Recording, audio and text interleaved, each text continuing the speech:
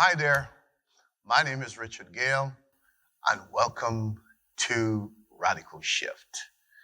This program was designed to shift us into where God wants us to be. Sometimes it's going to take a very sudden shift. We don't have time to think about it, procrastinate. When you are on the edge of failure, the edge of disappointment, when you live your life having the doors slamming in your face, other people getting the job, other people going through the door before you, you never get a chance to. It brings you to the point in your life where you have to make a shift. Sometimes we don't have a lot of time to think about how, when, where. All we know that we have to do is to shift based on the potential that God has placed in us. Every person, regardless of their present status in life, rich, poor, was given the ability to succeed by God. One of my favorite preachers said, God does more through us than for us. He's doing a lot through us because what he's doing through us is already placed in us.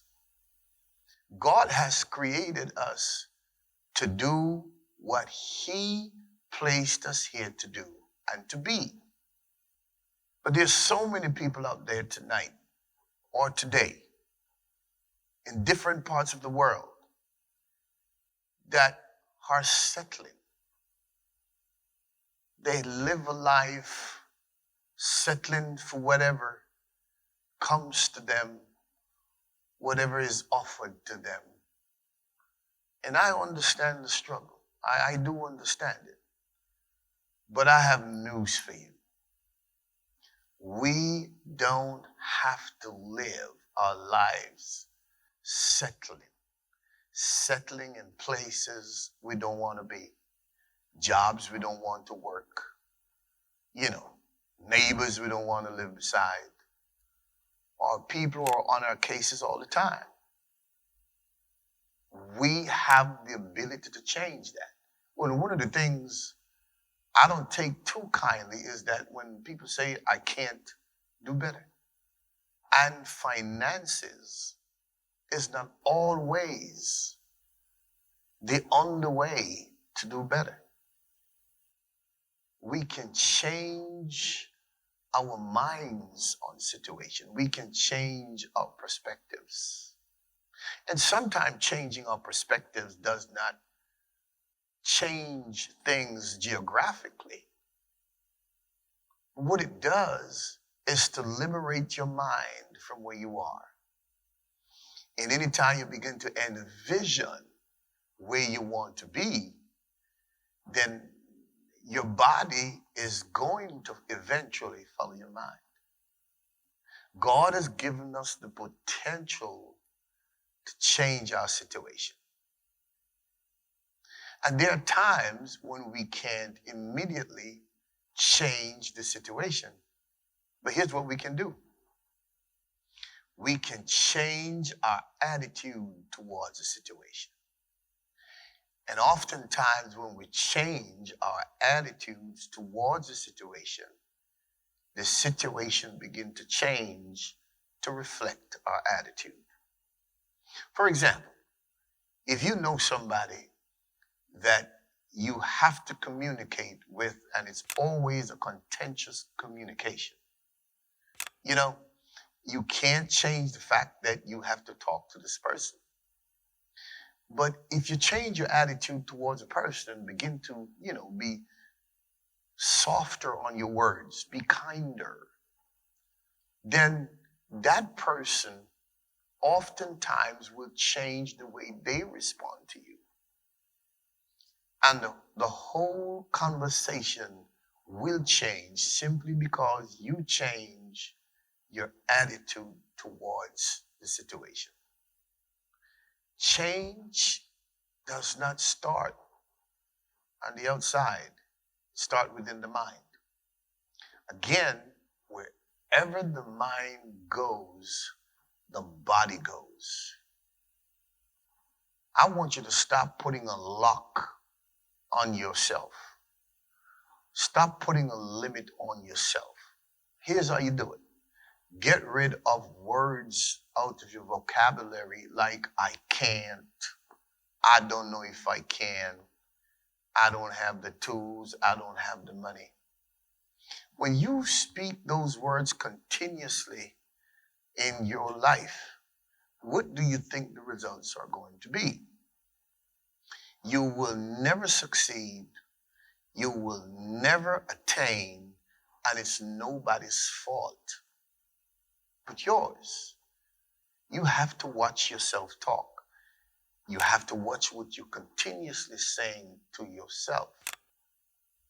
You, my friends, again and again, I'm going to say to you, you have the ability, the potential to change what's going on in your life. Again, if you can't change the situation, change your attitude towards the situation, and you will begin to see a change in your whole surrounding. People will change around you because you were the one that led the change. I'll be back after the break. Don't you know that Satan knew you was coming? He knew that God had a destiny for you. And he tried everything so far to abort your destiny. You are a vessel. And you are the instruments of God. Activate the Power Now and Think Like God are two great books that you need to have in your library. God has inspired me to write these two books. Activate the Power Now gives us various ways to access the power of God. If there's a time that we need the power of God or need to access the power of God, is now.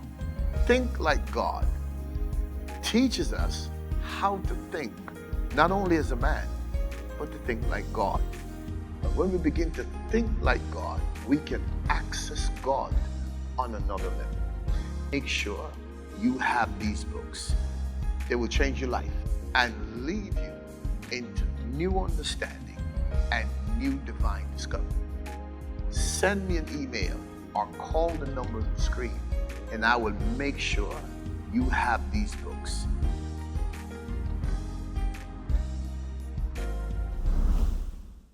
I used to get so frustrated when I can't change the situation. So frustrated that I oftentimes was depressed. Can you imagine you leading, trying to establish a business, and you're working hard to change the situation? She used to be so frustrated. Frankly, I was miserable. Miserable, pointing fingers at people and things, blaming everybody else. Until one day, the Lord spoke to me. Here's what the Lord said to me. If the situation don't change, what's going to happen to you? He said, it is not the situation that should change to get the change. It is you that must change. And ladies and gentlemen, I started a process. I begin to work on me. I begin to change me. And when I start changing me, people around me start changing. Because I strongly believe that you don't get what you want in life. You get who you are in life. Whatever you want in life, you must become it. You can't just get it. You have to become it. You know, everybody has a presence. You can walk into a room full of joy and everybody get depressed when you leave. Or you can walk into a room where everybody is depressed, but when you leave, everybody's happy. You have a presence. And what's going on in you mentally and emotionally will determine that presence. Have you ever met anybody, when they finish talking to you, they leave a spirit of depression in your life? Because that is the presence they carry. And that presence is important because it is not going to help us in our creativity. When we live on the inside depressed, when we live frustrated, when we live worried, when we live pointing fingers, we are not creative. We are not at our best. So when I begin to change me, things begin to change. When the Lord taught me that I can't change people, it's people that have to change themselves. But I can change my attitude towards a situation. And when I change my attitude towards a situation, my life was liberated. You get on better with people. You're more understanding. People want to be in your presence. And not only that, but new people begin to come into your life. People will help you to succeed. And if you understand anything about the law of attraction, and you better believe it. You know, some people say, well, I'm a Christian, I don't believe in that. Well, Job said the thing I fear the most has come into my life. The things that we think about the most dominant thoughts will bring into our experiences those things that we think about the most. Now, I understand the power of changing my attitude towards a situation. I can see better now. I can hear better now. I live a more positive life. I'm always looking for the possibility, not just looking at the problem. Imagine if you're a pastor or a CEO of an organization and you trying to move a church or move the organization forward that is in a certain state, and you sitting down there preaching and praying and waiting for them to change, to move. You are the leader. You are the head of that organization. Everything starts and stops with the leader. You may not be a leader of churches and organizations, but you may be the head of your household. And if the atmosphere in the household is tense, you can change that. You can begin to change your words, change your attitude towards a situation. And you will find little by little, and sometimes suddenly too, everybody start changing because you begin to feel healing inside. One of the things I realized on my journey is that there are many people who are good at what they do, but their lives need healing. They're good CEOs. They're good sports people. They can encourage you really good, but their personal lives are in a mess. God wants to heal our lives from the inside. I don't know about you, but I don't enjoy conflict in my life. Whatever I am at home, I want to be that same person at church, on the street, to my friends. I need a constant in my life. Many of us doesn't have a constant in our lives. The situation must not shut you down. You have to learn to change your perspective in the situation. Here's why. When we become reactors to the storm, what we do, we shut down everything we're doing, or we become reactors to negative criticisms. We shut down everything we're doing because we need to take time off to deal with the pain of criticism and how depressed and mad we are. But here is the problem with that situation. Everything that God is doing is done in time and season.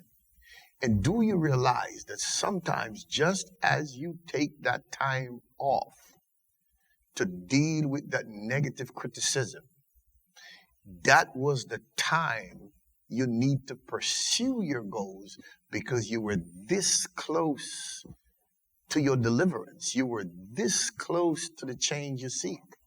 You were this close to the blessing. But because you had to deal with the issues and how you feel about what folks said and what folk did, your season passed. The time came and passed. You have to learn to pursue. And one way to pursue is to always train your mind to see the other side of the situation. Don't be that person who always stares at the problem. Some people just keep looking at the problem, keep looking at the problem, keep looking at the problem, until the problems start looking at them, until the problems start ruling their lives. But in every problem, there's an opportunity. There is another side to problems. There's always an opportunity. So the next time you come across situations that challenges you, always look for the opportunities. Look for, what is this thing? What can I use this thing to do? What is this thing teaching me? Sometimes it's not a financial opportunity, but it's a lesson. It's a great lesson that you needed to move yourself forward. You need to change your attitude towards a situation, because that's how the potential that God has placed in us is going to flow. Watch this. If the attitude is not changed, it's going to be a lid on the potential, because you're going to be mad, you're going to be upset with people and things all the time. You're going to be negative self-talking and destroying who you are. Change your attitude towards a situation and watch the potential that God has placed in you flow out of you. Feel the liberating power of God flowing through you. I'll be back in a moment.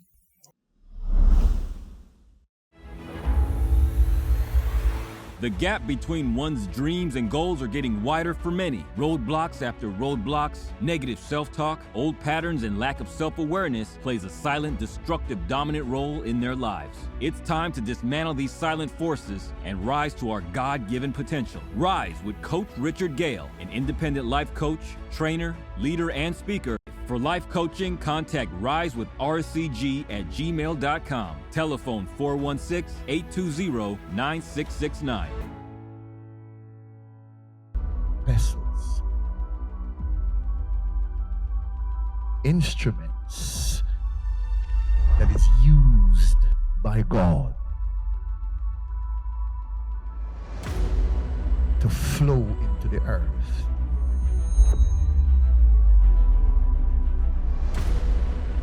Convey his message, his presence, his will. Don't you know that Satan knew you was coming? He knew that God had a destiny for you. And he tried everything so far to abort your destiny. You are a vessel. And you are the instruments of God.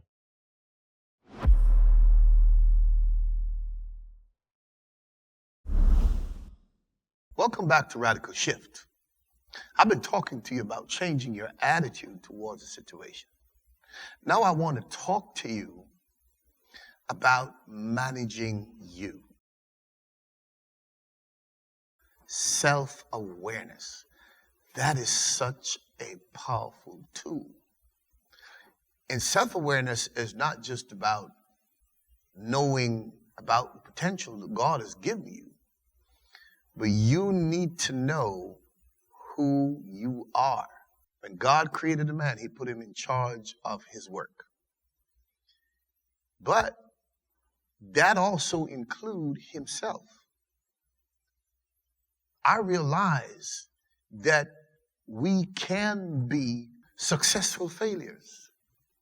We're successful at some things, but we fail at our personal lives. We fail at who we are.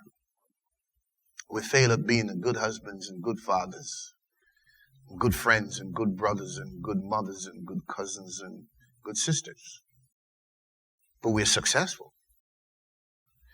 God has placed us in charge of ourselves.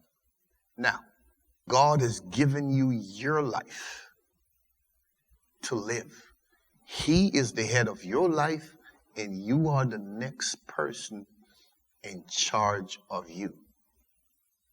You have to determine who you want in your space, what kind of person you're going to be, and what kind of life you want to live. You have to determine how you're going to live that life. No man can succeed in anything until he discovers himself. He must find himself. He must find his strengths, and he must find his weaknesses. He must be aware of who he is and be aware of his responsibility in the earth. I guarantee you that you will begin to flow into more when you know who you are.